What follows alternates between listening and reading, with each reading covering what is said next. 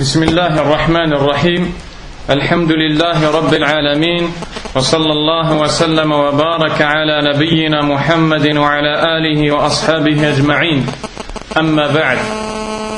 Si Allah nous le permet, on entre aujourd'hui dans le quatrième et dernier cours par lequel nous allons conclure l'étude de cet épître, de ce livre qui est écrit par le cheikh Muhammad ibn Abdel Wahhab rahimahullah, Al-Usul al-Sitta, les 6 fondements, et qui a pour but d'enseigner aux musulmans que la religion d'Allah subhanahu wa ta'ala est claire et qu'elle est basée sur des grands principes sans lesquels personne ne peut avoir une foi ou religion correcte ou complète. Également, le cheikh rahimahullah a voulu, de par cet épître, nous montrer l'égarement dans lequel se trouve la majeure partie des gens, car ces 6 fondements mentionnés dans le livre ont été clarifiés par Allah subhanahu wa ta'ala, ont été tellement clairs dans les textes coraniques et prophétiques qu'à la base personne n'est censé de s'égarer, ou personne n'est censé s'égarer de cette voie qui est tracée par Allah. Malgré cela, on observe dans la situation des musulmans, et la plupart des musulmans, on voit qu'ils sont égarés de ces points-là. Ce qui nous montre que le seul à guider ou égarer les cœurs n'est autre qu'Allah subhanahu wa ta'ala.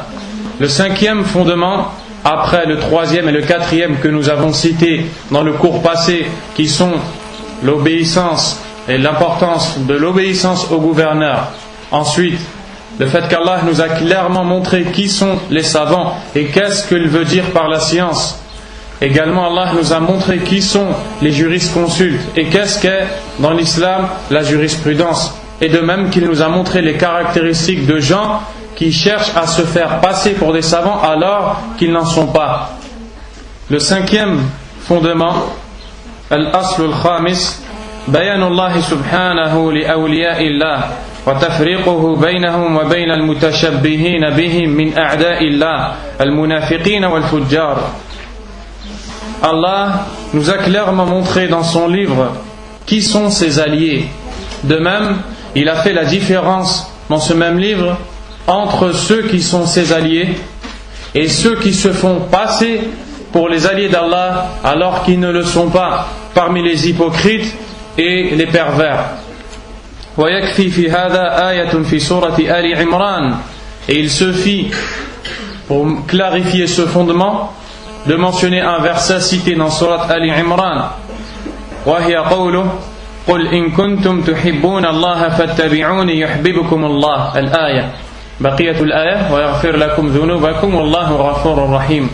Le verset où Allah dit à son prophète sallallahu alayhi wa sallam, dit: si vraiment vous aimez Allah, suivez-moi donc, Allah vous aimera. Et la suite du verset, et il vous pardonnera vos péchés, certes il est pardonneur et miséricordieux.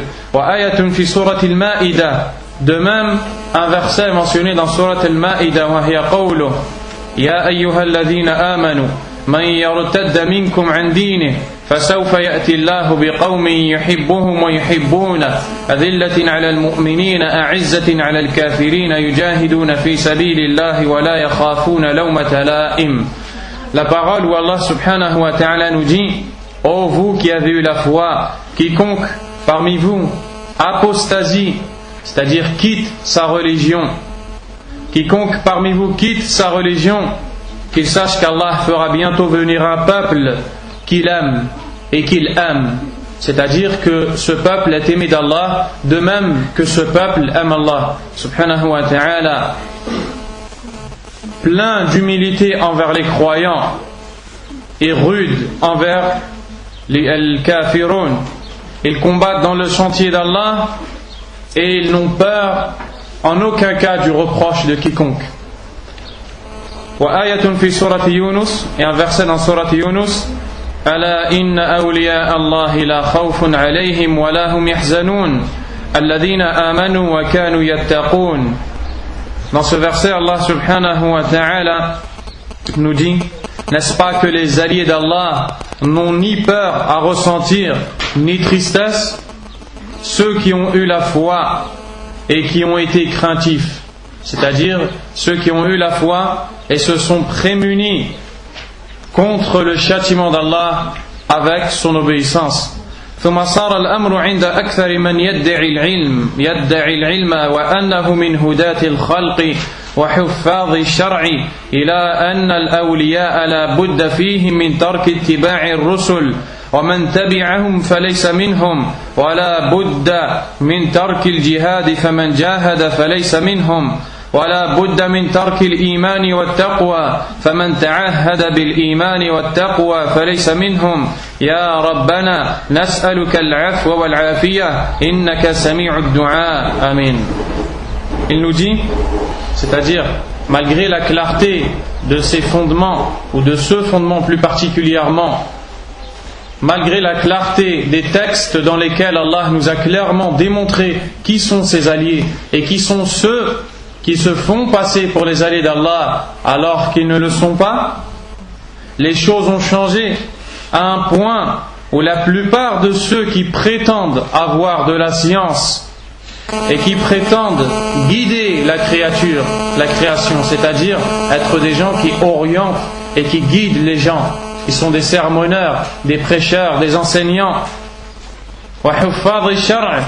et ils prétendent également avoir mémorisé ou appris et mémorisé la législation d'Allah. Les choses ont changé chez ces gens-là à un point tel que pour eux, les alliés d'Allah ne sont que ceux qui ont délaissé le suivi des messagers. Donc, lorsqu'ils ont cru ça, ils ont dit que celui qui suit les messagers ne fait pas partie des alliés d'Allah, de même que celui qui délaisse le djihad, les choses qu'Allah subhanahu wa ta'ala a révélées, et sachant que le djihad est de plusieurs catégories. Ce n'est pas dès que tu vois le mot djihad, tu dois penser que ça veut dire la guerre. Le premier djihad, c'est djihad al-nafs, et c'est djihad al-ilm wa ta'allum. La première guerre qui est demandée par Allah, c'est celle qui est dans l'apprentissage de la science et celle qui est dans l'éducation de son âme, parole dite par l'imam Ibn al-Qayyim rahimahullah. Et chez ces gens-là, il faut absolument délaisser la foi et la crainte d'Allah. Celui donc qui cherche à avoir la foi ou la crainte d'Allah ne fait pas partie des alliés d'Allah pour eux. Ensuite il dit: ô notre Seigneur, on t'implore et nous te demandons de nous accorder le salut. Nous te demandons de nous accorder le salut, c'est-à-dire contre cet égarement cité. Certes, tu entends les invocations. Le cinquième fondement se résume dans un point, qui est: Allah nous a clairement montré qui sont ses alliés. À partir du fait qu'Allah nous ait montré qui sont ses alliés, nous pouvons connaître qui sont ceux qui ne sont pas des alliés. Quelle est l'importance de ce point? Pourquoi devons-nous savoir qui sont les alliés d'Allah et quelles sont leurs caractéristiques par lesquelles ils ont été décrits par Allah et son prophète sallallahu alayhi wa sallam? Premièrement, tout simplement pour être un allié d'Allah, car tout croyant doit aspirer à être un allié d'Allah et souhaiter être un allié, un rapproché d'Allah. Et toute personne qui souhaite être un allié d'Allah, un aimé d'Allah, un rapproché d'Allah, se doit de savoir quelle est la route qui mène à ce but. Deuxièmement, le fait que les gens ont tellement été ignorants dans ce point qu'ils ont pensé de certaines personnes, parmi les hypocrites ou parmi les gens qui sont pervers, mauvais, mécréants, qu'ils étaient des alliés d'Allah. À cause de cette mauvaise pensée, ils leur ont demandé ce que l'on doit demander qu'à Allah subhanahu wa ta'ala. Et c'est une chose qui est très répandue dans beaucoup de pays, particulièrement pays musulmans, également non musulmans, mais plus particulièrement dans les pays musulmans. nous observons dans beaucoup de pays musulmans, qu'ils soient arabes ou africains, nous observons dans ces pays que il y a des gens qui ont pour croyance que certaines personnes sont des alliés d'Allah et qu'elles sont tellement proches d'Allah subhanahu wa ta'ala qu'elles se permettent de les implorer en dehors d'Allah et de leur demander ce que seul Allah est capable de donner. Ils leur consacrent des adorations, des prières, des sacrifices. Ils sacrifient à leur nom au lieu de sacrifier au nom d'Allah.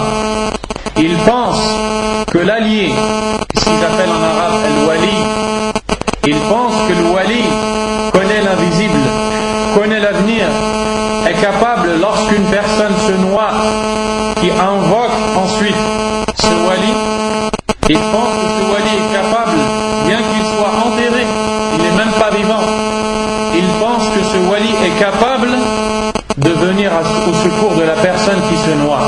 Cette personne a délaissé Allah, le créateur des cieux et de la terre, et elle a demandé à une personne qui est enterrée, qui est morte, elle ne peut donc ni lui tirer profit ou nuisance, ni même pour elle-même.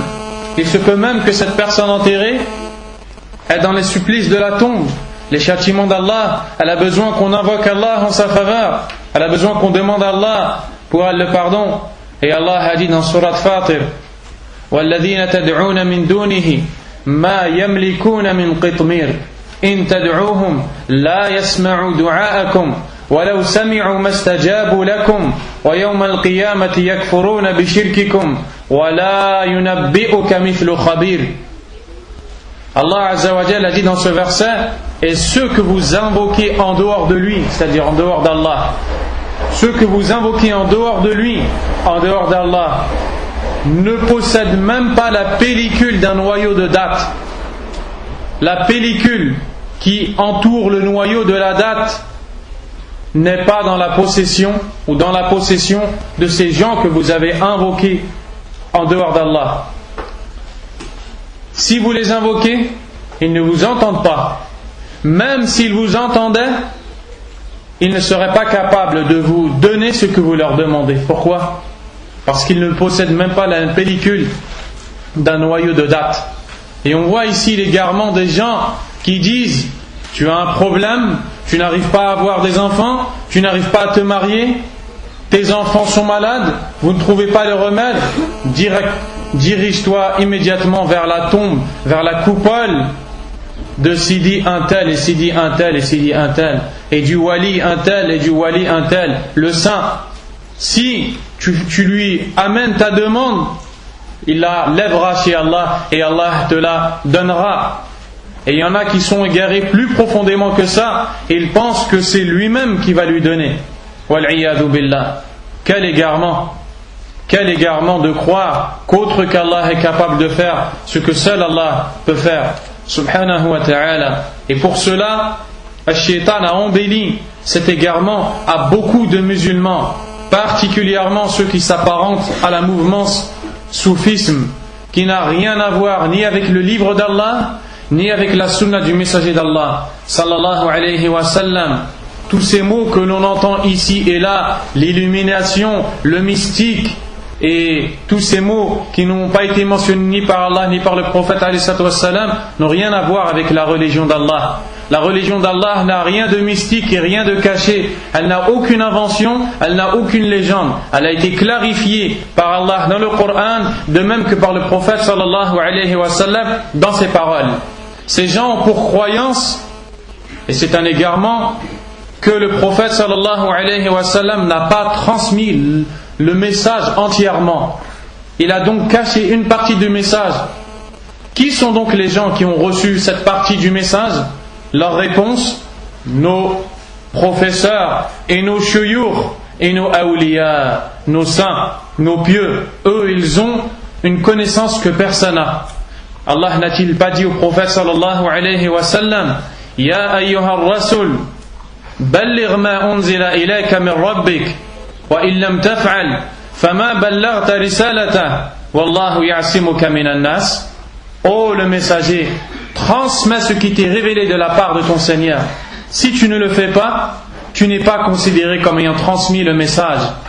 Et Allah te préservera de la nuisance des gens. Dans ce verset, Allah donne l'ordre au prophète sallallahu alayhi wa sallam de transmettre l'entièreté du message. Celui qui pense que le prophète a caché un message est vraiment dans un égarement évident. Et lorsque j'ai discuté avec une telle personne qui avait une croyance telle que celle-ci, cette personne m'a dit que le prophète sallallahu alayhi wa sallam n'a pas tout transmis. Je lui ai cité ce verset. Je lui ai dit, après lui avoir cité ce verset, cela veut dire que le prophète sallallahu alayhi wa sallam n'est pas considéré comme ayant transmis le message. Car Allah lui a dit, si tu ne le fais pas, c'est-à-dire si tu ne transmets pas le message dans son entièreté, entièrement, tu n'es pas considéré comme ayant transmis le message. Donc tu affirmes que le messager d'Allah sallallahu alayhi wa sallam n'a pas transmis le message. Et je lui ai dit deuxièmement, comment peux-tu croire que l'homme qui a été élu, choisi par Allah, l'homme qui a été rendu par Allah, messager, prophète, le meilleur de tous les hommes, celui qui craint le plus Allah et qui a la plus grande connaissance d'Allah subhanahu wa ta'ala, comment peux-tu penser d'une telle personne qu'elle n'a pas transmis le message? Ensuite, une personne qui est bien moindre qu'elle, une personne qui est mauvaise, une personne qui est égarée, arrive après pour transmettre à l'ensemble de la création, à l'ensemble des gens, ce que le messager élu par Allah et choisi par Allah n'a pas transmis. Quel égarement, wallah! Quel égarement! Cette personne n'a pas su répondre. Elle n'a pas pu répondre. Vous savez pourquoi? Parce qu'Allah a dit dans le Coran: وَمَاذَا بَعْدَ الْحَقِّ إِلَّا الضَّلَالِ. Et qu'y a-t-il d'autre après la vérité si ce n'est l'égarement? Et la personne n'a pas su répondre et l'égarement fut évident. Walhamdulillah.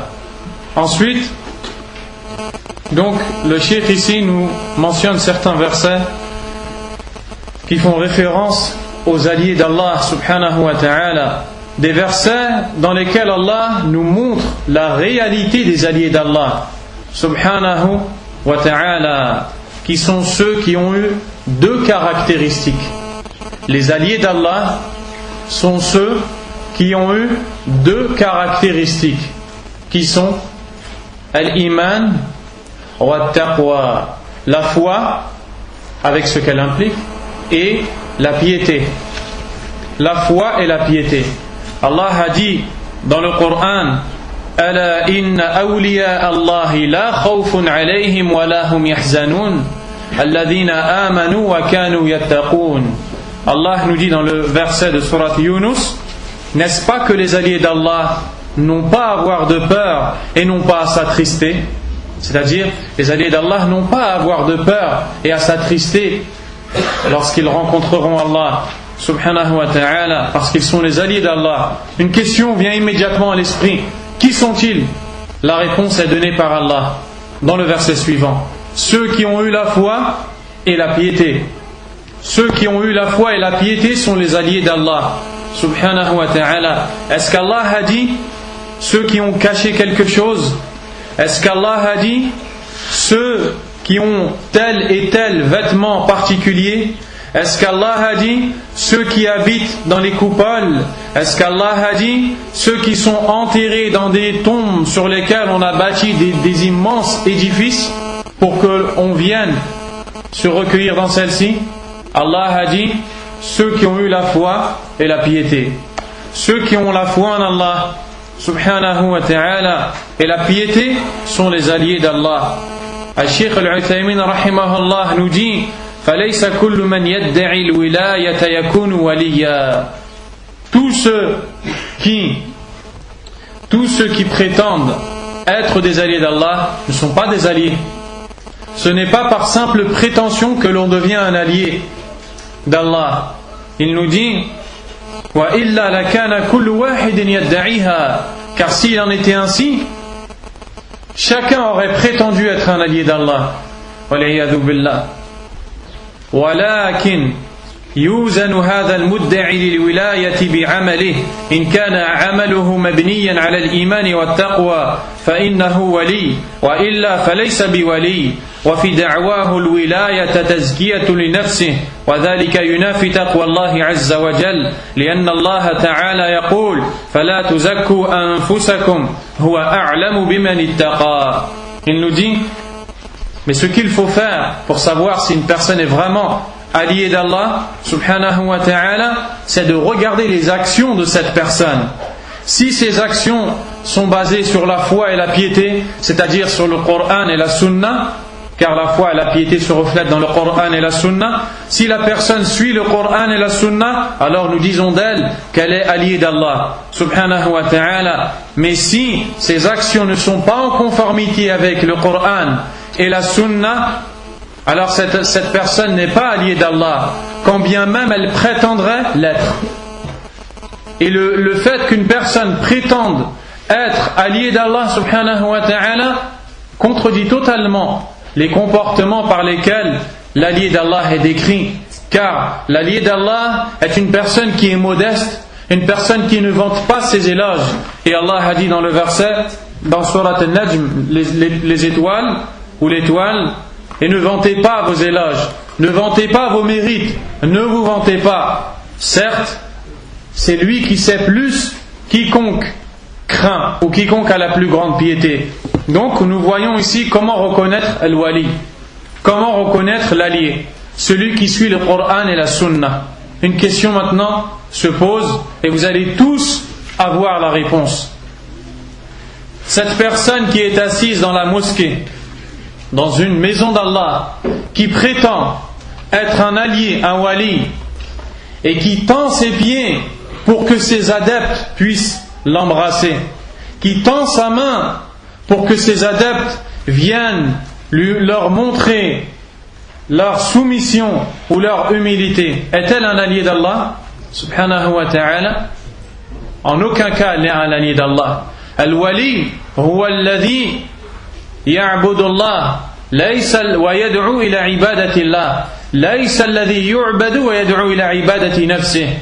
Le wali est celui qui adore Allah et appelle les autres à l'adoration d'Allah. Il n'est en aucun cas celui qui se fait adorer et qui appelle les gens à l'adorer. Wal'iyadu billah. Donc cette personne, on voit immédiatement qu'elle n'est pas un wali, elle n'est pas allié d'Allah subhanahu wa ta'ala. Tu as un problème de maladie, tu veux la réussite, lève ta demande à Allah qui a créé les cieux et la terre. Ne va pas te diriger vers une tombe pour demander à une personne enterrée qui peut-être même à l'instant où tu l'invoques est châtiée par Allah subhanahu wa ta'ala. Wal'iyadu billah. Et qu'Allah subhanahu wa ta'ala nous en préserve. Al-Shaykh rahimahullah nous a cité des versets qui font référence aux alliés d'Allah, ceux qu'on vient de citer. Et parmi ceux-ci également, la parole d'Allah qui dit à son prophète sallallahu alayhi wa sallam, dit: si vraiment vous aimez Allah, alors suivez-moi. Alors suivez-moi, Allah vous aimera et vous pardonnera vos péchés, car certes il est pardonneur et miséricordieux. Voyons maintenant quelle est la plus grande preuve qu'une personne aime Allah subhanahu wa ta'ala. La plus grande preuve lorsqu'une personne prétend l'amour d'Allah, qui montre que cette personne aime vraiment Allah, le suivi du messager d'Allah sallallahu alayhi wa sallam. Le suivi du messager d'Allah sallallahu alayhi wa sallam. Une personne qui ne suit pas le prophète alayhi salatu wa sallam n'aime pas Allah, quand bien même elle le prétendait ou elle le prétendrait haut et fort devant des milliers de personnes. Car Allah ici nous dit à son prophète sallallahu alayhi wa sallam, dit: si vraiment vous aimez Allah, alors suivez-moi. Suivez qui? Le messager d'Allah sallallahu alayhi wa sallam. Celui qui suit le messager d'Allah sallallahu alayhi wa sallam, que va-t-il avoir comme bienfait et récompense? Allah vous aimera et vous pardonnera vos péchés. Celui donc qui ne suit pas le messager d'Allah sallallahu alayhi wa sallam n'est pas aimé d'Allah et n'a pas les péchés pardonnés. Ce qui veut dire qu'une telle personne n'est pas l'allié d'Allah subhanahu wa ta'ala. Et j'ai dit à la personne avec qui j'ai débattu, cette personne qui est dans la tariqa tijaniya, qui est dans la voie tijani, une voie des soufis égarés, je lui ai dit, après qu'il m'ait dit, j'ai prêté allégeance à mon cheikh et je lui ai promis obéissance, car le messager d'Allah sallallahu alayhi wa sallam a dit, Man mata wa laysa fi unuqihi bay'a mata mitatan jahiliya. Il me dit, le prophète alayhi salatu wa sallam a dit, celui qui meurt sans avoir sur son cou un pacte, c'est-à-dire celui qui meurt sans avoir prêté allégeance, il meurt avec la même mort des gens qui ont vécu avant l'islam. Il meurt dans un égarement évident. Je lui ai dit, certes, ce hadith est apporté de façon authentique selon le prophète Mohammed sallallahu alayhi wa sallam. Qui est le premier qui a mis en pratique ce hadith? Les compagnons du prophète sallallahu alayhi wa sallam. As-tu pris simplement le prophète, le hadith, sans regarder comment ceux qui ont entendu de leurs oreilles ce hadith l'ont pratiqué? Tu t'es égaré. Le prophète sallallahu alayhi wa sallam dans ce hadith nous parle de l'allégeance que l'on prête au gouverneur.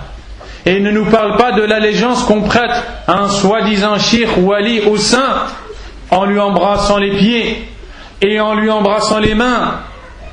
Lorsque cet homme a dit Ya Rasulallah, Ya Khayrana, Wabna Khayrina, Wa Ya Sayyidana, Wabna Sayyidina, Qala Qulu biqawlikum, Innama ana Abdullah, La yastahwiyannakum ash-shaytan, Innama ana Abdullah, Faqulu Abdullah wa Rasuluh. Lorsque cet homme a dit Ô messager d'Allah, le meilleur d'entre nous est le fils du meilleur d'entre nous, notre chef est le fils du chef d'entre nous. Le messager d'Allah sallallahu alayhi wa sallam lui a dit une parole qui a pour sens: abstenez-vous de dire de tels propos. Abstenez-vous de dire de tels propos. Ne vous faites pas dominer ou égarer ou induire en erreur par le shaitan. Je ne suis qu'un serviteur d'Allah. Dites, je suis le serviteur d'Allah et son messager. Le prophète sallallahu alayhi wa sallam a dit ça. Le prophète sallallahu alayhi wa sallam s'est énervé et n'a pas supporté qu'on puisse dire à son égard qu'il est le meilleur des gens. N'est-il pas le meilleur des gens? Il n'a pas supporté que l'on puisse dire à son égard qu'il est le chef des gens. Ne l'est-il pas? Et pourtant, regardez ce qu'il nous dit sallallahu alayhi wa sallam. Et j'ai donc dit à cette personne, la façon de prêter allégeance que vous employez avec ce que vous appelez al-awliya, votre shir, où est-elle rapportée? Qui nous a enseigné qu'on doit aller embrasser les pieds de cet homme? Qui nous a enseigné qu'on doit aller embrasser les mains? Le prophète sallallahu alayhi wa sallam? Il n'a pas su répondre. Les compagnons du prophète radiyallahu anhum? Il n'a pas su répondre. Je lui ai dit, comment fais-tu une chose que ni le prophète sallallahu alayhi wa sallam nous a demandé, ni les compagnons du prophète sallallahu alayhi wa sallam ont mis en pratique? Il n'a pas su répondre. Il a compris qu'il était dans un égarement, mais comme il était trop accroché à son soufisme égaré, il n'a pas voulu suivre le haqq, mais il ne savait plus quoi répondre. Ensuite il m'a dit, tout ça en vérité est à cause de la secte al-Wahhabiyya. Il m'a dit c'est à cause de la secte al-Wahhabiyya, en français le wahhabisme. Mais vous savez que c'est une pure invention qui n'a aucun fondement. Et personne n'a dit suivez le wahhabisme et le Wahhabiyya, tout ça c'est faux. Je lui ai dit, qu'est-ce que cette secte? Explique-moi qu'est-ce que le Wahhabiyya. Il m'a dit, c'est des bid'ah.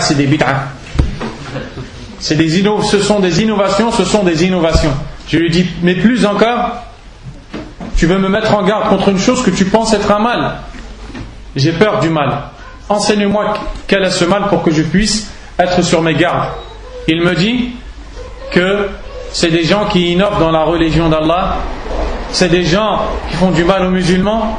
Je lui ai dit, Ya Akhi, donne-moi une définition de cette parole contre laquelle tu me mets en garde, contre ces gens contre lesquels tu me mets en garde. Il n'a pas su me répondre, il m'a dit c'est une innovation, une bid'a. Je lui ai dit Ya Akhi, qu'est-ce qu'une bid'a? Explique-moi ce qu'est une innovation. Il m'a dit, c'est de faire quelque chose qui n'existe pas dans la religion.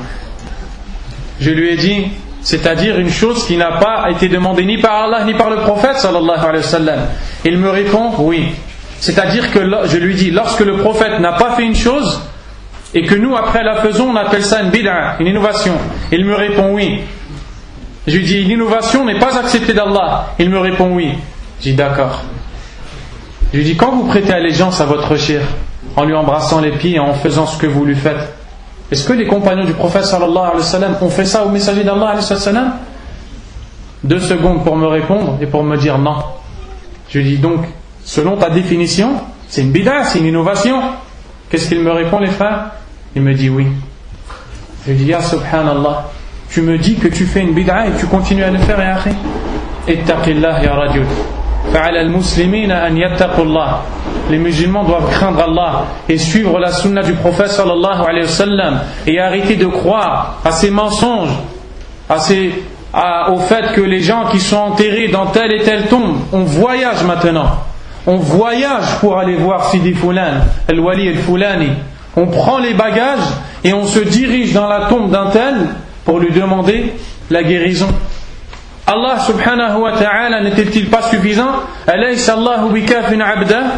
Allah n'est-il pas suffisant à son serviteur? Celui qui craint Allah, Allah lui suffit. Le prophète Ibrahim alayhi salam, lorsqu'il a été lancé dans le feu, a-t-il dit ya wali, ya wali? Est-ce qu'il a dit oh le pieux un tel, le saint un tel? Jibril, l'ange qui est le meilleur des anges, qui est le meilleur de tous les anges, il est donc meilleur que Al-Awliya, il est meilleur que les walis, ou certains walis. Il est venu pour lui dire tu as besoin de moi? Il lui a répondu je n'ai pas besoin de toi. Hasbi Allah wa ni'mal wakil. Seul Allah me suffit. Et quel merveilleux gérant ou garant, quel merveilleux protecteur. Lorsque les ennemis sont venus pour attaquer le prophète sallallahu alayhi wa sallam, un homme est venu et leur a dit inna an-nasa qad jama'u lakum fakhshawhum fazadahum imana وقالوا حسبنا الله ونعم الوكيل ما قالوا يا ولي يا فلان هذه السفاهة والسخافة. Ils n'ont pas dit cette idiotie lorsque les ennemis se sont rassemblés pour aller attaquer le prophète sallallahu alayhi wa sallam. Un homme est allé le voir pour lui dire les ennemis se sont rassemblés pour vous faire du mal, craignez-les. Il a répondu après que sa foi a été augmentée par Allah, seul Allah nous suffit. Et quel merveilleux garant! Et quel merveilleux garant. Donc voici qui est l'allié d'Allah subhanahu wa ta'ala, celui qu'Allah aime et dont Allah est satisfait. Également, Allah subhanahu wa ta'ala nous dit dans le verset de Surat Al-Ma'idah: ô vous qui avez eu la foi, quiconque apostasie, quitte sa religion parmi vous, qu'il sache qu'Allah fera venir à leur place un peuple qu'il aime et qu'il aime. Un peuple qu'Allah aime et qui aime Allah subhanahu wa ta'ala. Donc nous voyons ici que ce peuple est aimé d'Allah et que lui-même aime Allah subhanahu wa ta'ala. Pourquoi? Parce qu'ils ont la foi en Allah et qu'ils suivent la sunna du messager d'Allah sallallahu alayhi wa sallam, comme cela est mentionné dans les autres textes. Comme cela est mentionné dans les autres textes. Les grands gourous de ces sectes égarées et de ces voies blâmables, les grands gourous de cette secte, savez-vous qu'ils délaissent la prière sous prétexte qu'Allah a dit dans le Coran wa'bud rabbaka hatta ya'tiyaka al-yaqin, et adore ton Seigneur jusqu'à ce que la certitude t'atteigne. Ils ont dit maintenant je suis certain qu'Allah existe, je suis certain de ma foi, je suis arrivé à un stade tel que je n'ai plus besoin d'accomplir la prière. Mais vous, mes disciples, vous devez encore accomplir la prière. Et vous devez encore me prêter allégeance. Quelle mascarade, et quelle blague, et quel égarement, et quelle idiotie que de croire une chose pareille. Lorsqu'Allah nous dit adore ton Seigneur jusqu'à ce que la certitude te vienne, il parle de la mort. Adore ton Seigneur jusqu'à ce que la mort arrive.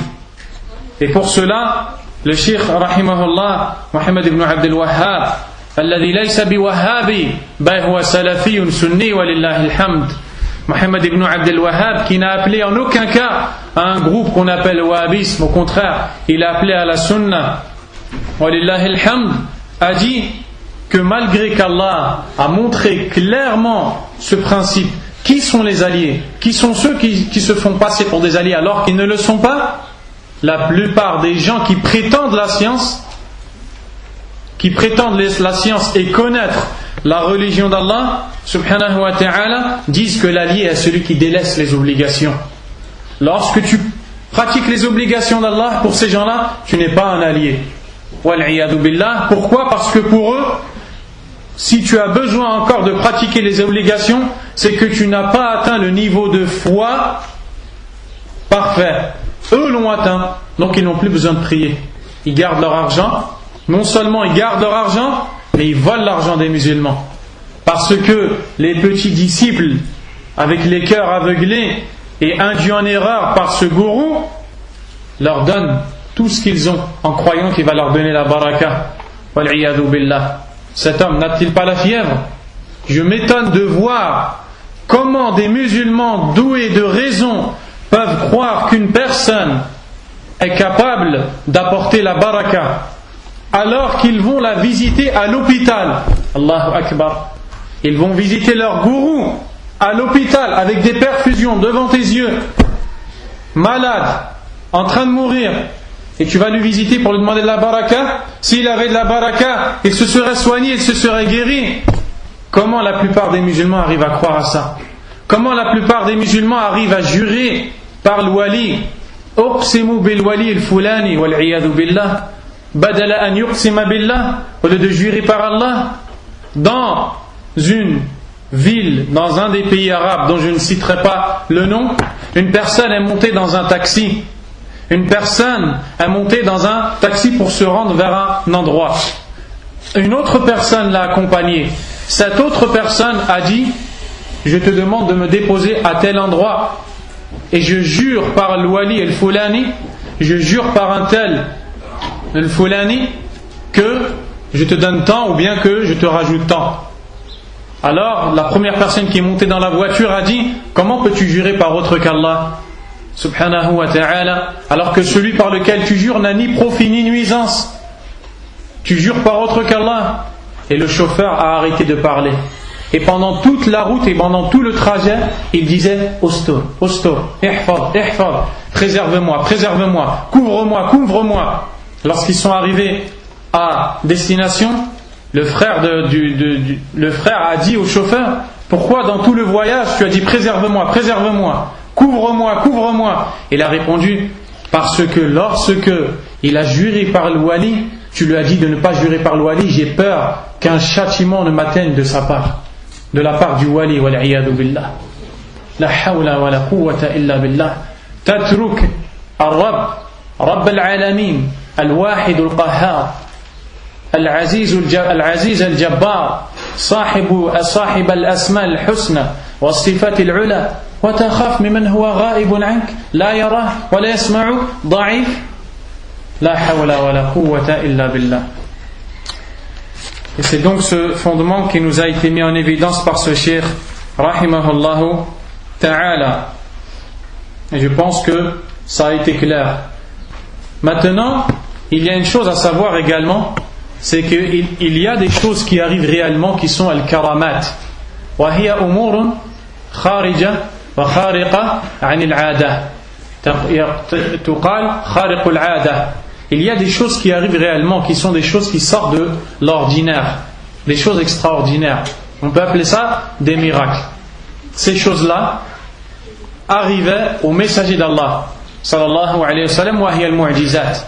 Elles arrivaient aux prophètes, comme Moussa alayhi salam, quand il a lancé le bâton qui s'est transformé en serpent, comme le prophète sallallahu alayhi wa sallam, quand avec sa main il a fait un signe et la lune s'est ouverte en deux, et bien d'autres choses encore, comme Isa, à qui Allah avait donné par sa permission et non pas par sa propre force la faculté de guérir le lépreux et de guérir donc ces malades.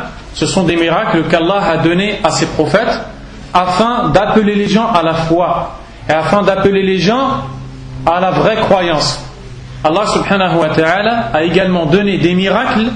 Il a donné des miracles à des pieux parmi ses serviteurs.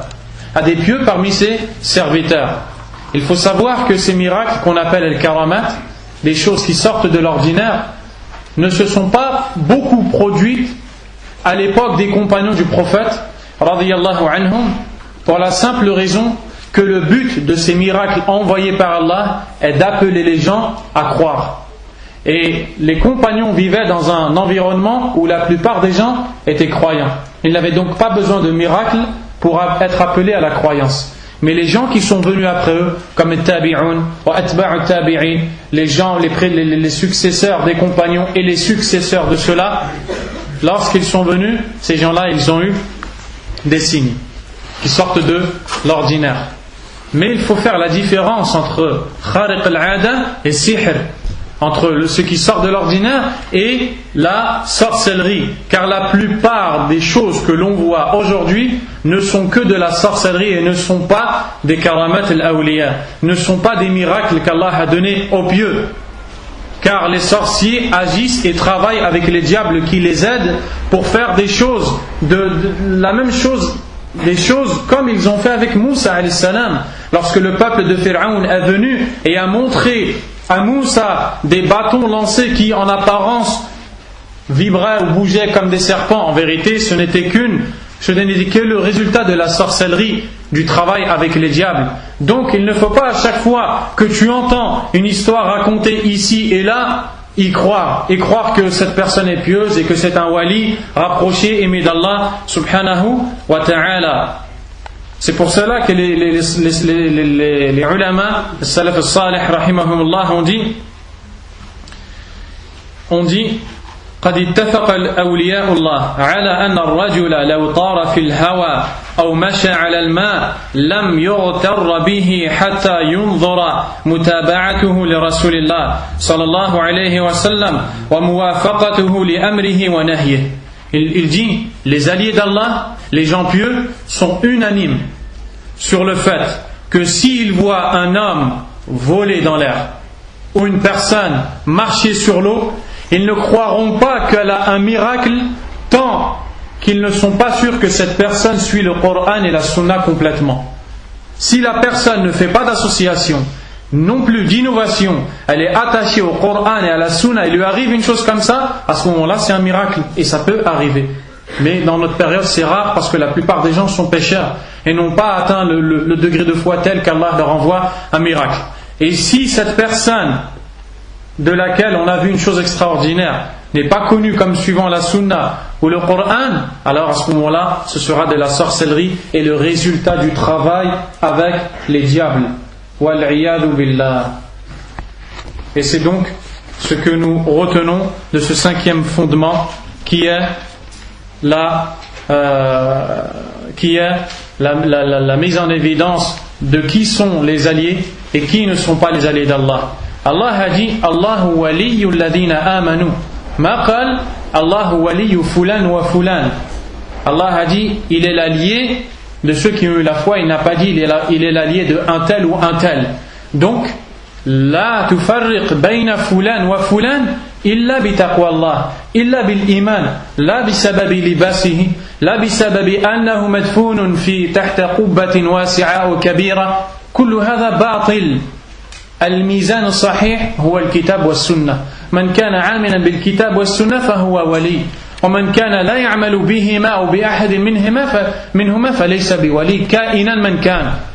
ثم وإن كان وليا فلا تتعلق به، تعلق برب الولي سبحانه وتعالى. Donc, nous avons vu qui sont les alliés d'Allah subhanahu wa ta'ala et comment faire la différence entre les alliés d'Allah et ceux qui ne le sont pas, même s'ils se font passer pour les alliés d'Allah tabaraka wa ta'ala. Les gens se divisent en trois catégories quant à la foi, à ce principe qui sont qu'Allah a des alliés subhanahu wa ta'ala, c'est-à-dire dans la foi aux choses extraordinaires, aux miracles. Il y a trois catégories de personnes. Ceux qui n'y croient pas, ceux qui ne croient pas à l'extraordinaire, au miracle. Et c'est un égarement parce que c'est une chose qui peut arriver. Parce qu'Allah est capable de tout. Inna Allah ala kulli shay'in qadir, il est capable de tout. Donc s'il veut faire voir à ses serviteurs un miracle, il le fait. La deuxième catégorie de personnes sont ceux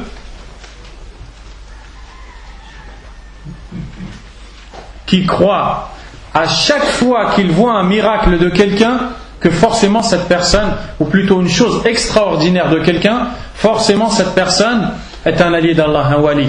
Et ça également c'est faux, car nous avons donné la règle. Lorsque cette personne voit une chose extraordinaire, elle regarde si la personne sur laquelle elle a vu cette chose extraordinaire suit le Coran et la Sunna. À ce moment-là, si elle le suit, na'am, oui, c'est un allié. Si elle ne le suit pas, ce n'est pas un allié. Et la troisième catégorie de personnes, c'est la catégorie de personnes qui est dans le juste milieu, qui regarde si la personne suit le Coran et la Sunna. Walhamdulillahi Rabbil Alamin. Le sixième et dernier fondement de ce livre. Al-Aslu Sadis, qala rahimahullah, رد الشبهة التي وضعها الشيطان في ترك القرآن والسنة واتباع الآراء والأهواء المتفرقة المختلفة، وهي أن القرآن والسنة لا يعرفهما إلا المجتهد المطلق، والمجتهد هو الموصوف بكذا وكذا أوصافا لعلها لا توجد تامة في أبي بكر وعمر. Il nous dit, le sixième fondement, la réfutation ou la dissipation de cette ambiguïté émise par Shaitan, qui est que on doit délaisser le Coran et la Sunna pour aller à la place de ça suivre les opinions des gens, les points de vue des gens, les passions diverses des gens. Shaitan a fait rentrer dans le cœur de certaines personnes que on ne doit plus suivre le Coran et la Sunna, on doit suivre Ra'i Fulan ou Fulan. On doit suivre l'avis de telle personne et de telle personne.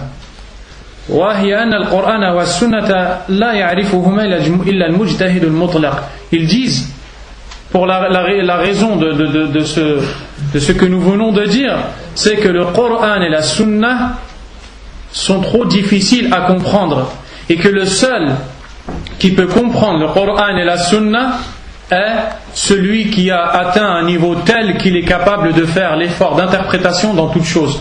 Celui qui a englobé toute la science des fondements de l'islam, la science des fondements de la jurisprudence, de la langue arabe, la science et bien d'autres sciences encore. Il n'y a qu'une telle personne qui peut comprendre le Coran et la Sunna. Une autre personne ne peut pas comprendre le Coran et la Sunna. Ana as'aluka ayyuha al-akhu al-fadil wa'budu Allah wa la tushriku bihi shay'a. Fahimta hadhihi al-aya? Je te pose la question, mon frère. Allah a dit dans le Coran, et adorez Allah et ne lui associez rien d'autre. Tu as compris ce verset? Allah subhanahu wa ta'ala a dit وَلَا تَقْرَبُوا الزِّنَا, et ne vous approchez pas de la fornication. Tu as compris ce verset? فهمت هذه الآية؟ أو تحتاج أن تكون عالما مجتهدا حتى تفهم هذه الآية? Tu as besoin d'être un savant pour comprendre ce verset? Allah a dit حُرِّمَتْ عَلَيْكُمُ الْمَيْتَةِ, la viande morte vous est interdite. Tu as compris ce verset ou il te faut être un savant? Regardez l'ambiguïté que Shaitan a émise pour égarer les gens du haqq, pour égarer les gens du suivi du Coran et de la Sunna. Il leur a fait croire qu'il est trop difficile de les comprendre. Wal'iyadu billah. En donnant des conditions aux gens pour comprendre le Coran et la Sunna qui ne sont même pas réunies chez Abu Bakr et non plus chez Omar ibn al-Khattab radiyallahu anhuma. Il nous dit فَإِنْ لَمْ يَكُنِ الْإِنسَانُ كَذَلِكَ فَلْيُعْرِضْ عَنْهُمَا فَرْضًا حَتْمًا لَا شَكَّ وَلَا إِشْكَالَ فِيهِ. Il nous dit que ces gens égarés croient que celui qui n'a pas rempli toutes ces conditions difficiles pour comprendre le Coran et la Sunna, alors il doit s'écarter du Coran et de la Sunna sans le moindre doute et sans trouver de problème à faire cela. ومن طلب الهدى منهما فهو إما زنديق أو مجنون لأجل صعوبة فهمهما فسبحان الله وبحمده كم بين الله سبحانه شرعا وقدرا خلقا وأمرا في رد هذه الشبهة الملعونة من وجوه شتى بلغت إلى حد الضروريات العامة ولكن أكثر الناس لا يعلمون. Puis il nous dit, et maintenant avec ces gens-là qui ont cette ambiguïté, ces gens-là pensent que celui qui recherche dans le Coran et dans la Sunna la guidée et la vérité est soit un hypocrite, soit une personne qui a perdu la raison. Tu es devenu fou, tu suis le Coran et la Sunna, tu as perdu la raison. Nos grands-parents avaient pour habitude de dire, notre cheikh untel avait pour l'habitude de dire, pourquoi tu vas ouvrir le Coran et la Sunna? C'est clair ce qu'il faut faire.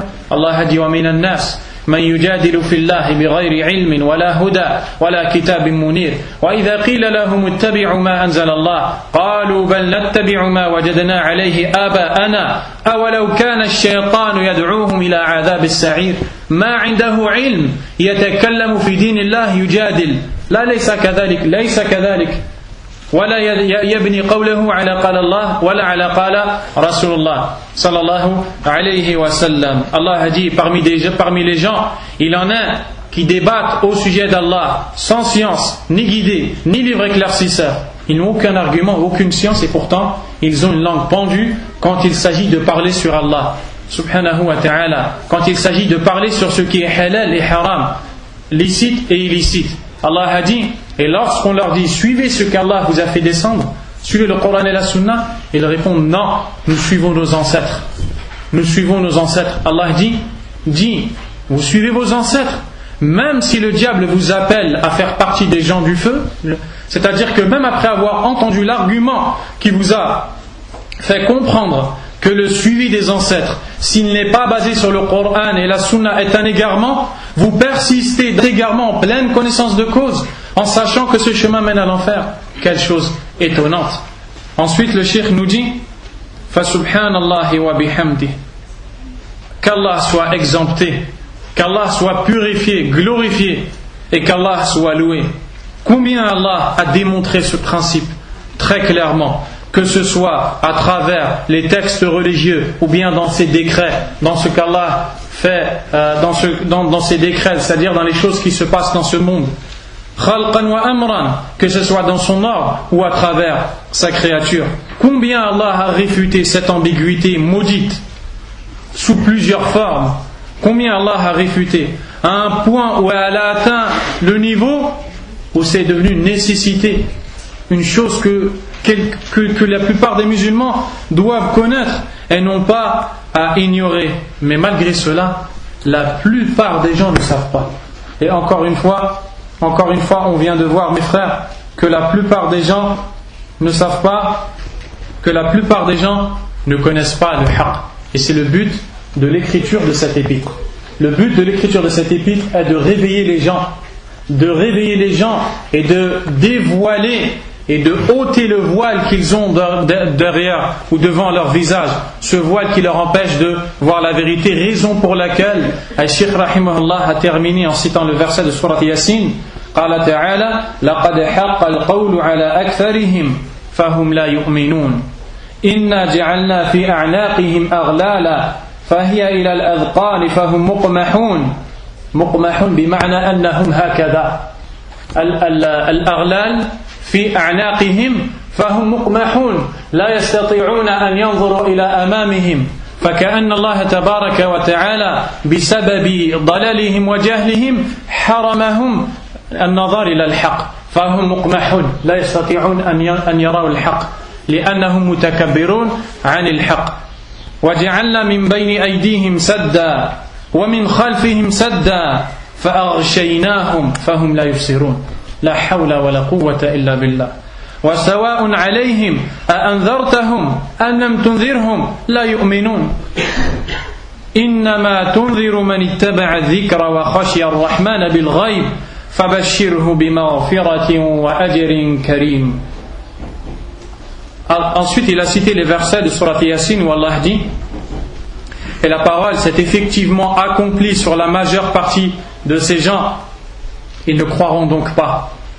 Nous avons mis sur leur cou des carcans de sorte qui viennent jusqu'à leur menton. Ils ont la tête paralysée vers le haut. Ils ont la tête paralysée vers le haut. Allah nous montre que ces gens-là ont été aveuglés. Allah subhanahu wa ta'ala nous montre que ces gens-là ne voient plus devant eux. Lorsque tu leur dis Qala Allah, Qala Rasulallah, et c'est une chose que l'on remarque, mes frères et sœurs. Maintenant, lorsque tu viens dire aux gens Qala Allah, Qala Rasulallah, on te prend pour un fou, pour un égaré, pour une secte égarée, pour quelqu'un qui veut égarer les gens, quelqu'un qui veut du mal. Tout le temps vous êtes en train de dire bid'a, bid'a, bid'a. C'est un mensonge. Nous ne sommes pas en train de dire tout le temps innovation, innovation, innovation. Nous disons bid'a, idha qala Allah bid'a, idha qala Rasul sallallahu alayhi wa sallam bid'a, la nazid wa la nanqus. On ne rajoute pas et on ne diminue pas. Mais ces gens-là, comme Allah a mis dans leur cou des carcans et qu'ils ne peuvent plus voir devant eux, ils ne pourront plus suivre la guidée. Allah a dit, nous avons placé un obstacle de devant et derrière eux et nous les avons recouverts. Ils ne peuvent plus voir la vérité. Et cela leur est égal que tu les avertisses ou que tu ne les avertisses pas, ils ne croiront pas. Ensuite Allah montre qui sont les vrais gens, qui sont les personnes qui savent profiter de l'avertissement. Il dit innama tunziru man ittaba'a dhikra wa khashiya ar-rahmana bil ghaib fabashshirhu bimaghfirah wa ajrin karim. Allahumma ij'alna minhum bi rahmatika ya arhamar rahimin. Il dit car certes tu ne peux avertir que ceux qui suivent le rappel, al-dhikr, al-Qur'an, que ceux qui suivent le rappel et craignent le tout miséricordieux dans l'intimité. Et craignent le tout miséricordieux dans l'intimité ou bien craignent le tout miséricordieux malgré qu'ils ne le voient pas. Annonce-leur donc la bonne nouvelle d'un pardon et d'une récompense généreuse. Puis il dit Akhiruhu walhamdulillahi rabbil alamin wa sallallahu ala sayyidina Muhammadin wa ala alihi wa sahbihi wa sallama tasliman kathira ila yawmiddin. Ensuite il termine par louer Allah subhanahu wa ta'ala pour ses bienfaits qui sont immenses. Et certes, il convient de louer Allah lorsqu'on étudie notre religion, car on sait que le prophète sallallahu alayhi wa sallam a dit Man yuridillahu bihi khayran yufaqihu fid din. Celui à qui Allah veut du bien, il l'instruit dans sa religion. Et c'est comme ça que nous terminons le 6e fondement de cet épître qui est Al-Usul Sitta. Nous remercions Allah subhanahu wa ta'ala. Et j'aimerais ici ajouter en tant que cadeau une parole de l'imam Ibn al-Qayyim rahimahullah ta'ala concernant l'étrangeté de gens qui suivent la sunna du prophète sallallahu alayhi wa sallam. Il nous dit rahimahullah ayyuha sunni ghurbatuka muta'addida. Ô toi qui suis la sunna, ton étrangeté est multiple, c'est-à-dire que tu es étrange dans plusieurs choses.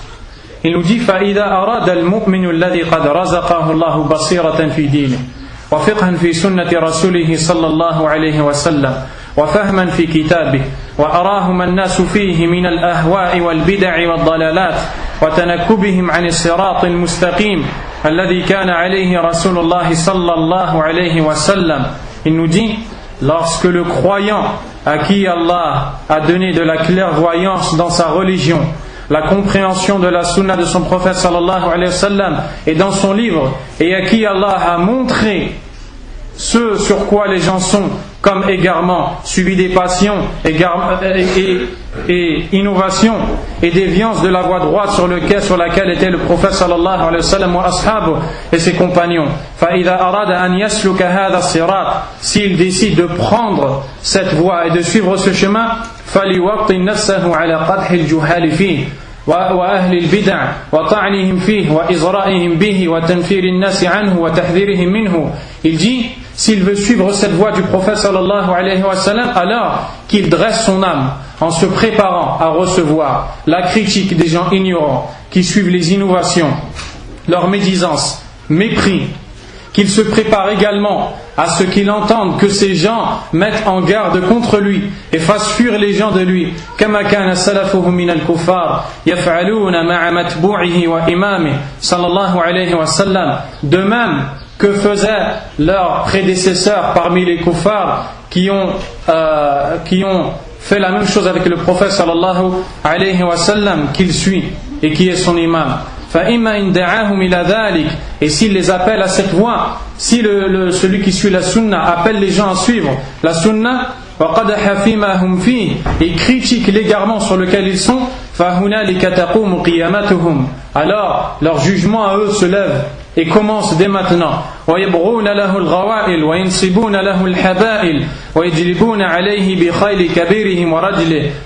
Et il dit des paroles qui ont pour résumé que on va lui mettre des obstacles. On va lui mettre des obstacles dans son prêche à Allah et au prophète sallallahu alayhi wa sallam. Il est donc étrange car eux sont pervertis dans leur religion.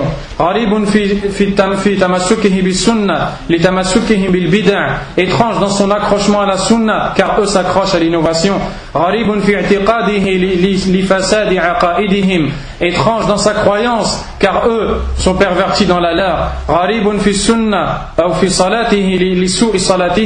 Étrange dans sa prière parce que eux sont étranges dans la leur et sont mauvais dans la leur. Il est étrange dans la voie qu'il suit car eux sont égarés et pervertis dans les voies qu'ils suivent. Il est étrange dans ce à quoi ils s'apparentent car eux sont pervertis dans ce à quoi ils s'apparentent.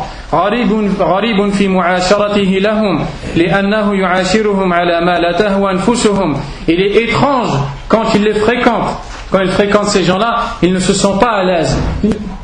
Il se sent étrange parce qu'il reste avec eux avec un point de vue différent du leur. Il n'est pas avec eux, il ne suit pas leur passion et pour cela il se sent étrange avec eux. Et de manière globale, il est étrange dans ses affaires mondaines et dans celles de l'au-delà. Il ne trouve personne pour l'aider parmi les gens de la masse. Il est savant autour d'ignorants. Il est quelqu'un qui s'accroche à la sunna autour de gens qui appellent à la bid'a. Il prêche à Allah et son messager alors que les autres qui sont autour de lui prêchent à l'innovation et à l'égarement. Amirun bil ma'ruf, nahin 'anil munkar. Il ordonne le convenable et interdit le blâmable. Bayna qawmin al ma'ruf ladayhim munkar wal munkaru ma'ruf. Autour d'un peuple chez qui le blâmable est convenable et le convenable est blâmable. Barakallahu fikum wa afwan ala al-itala wallahu a'lam wa sallallahu wa sallam wa baraka ala nabiyyina Muhammadin wa ala alihi wa ashabihi ajma'in. Subhanakallahumma wa bihamdik ashhadu an la ilaha illa ant astaghfiruka wa atubu ilayk. Et je remercie tous les frères qui ont été la cause de ce séminaire, les frères qui ont assisté, le frère Hatim, wa barakallahu fikum wa sallallahu wa sallam ala nabiyyina Muhammad.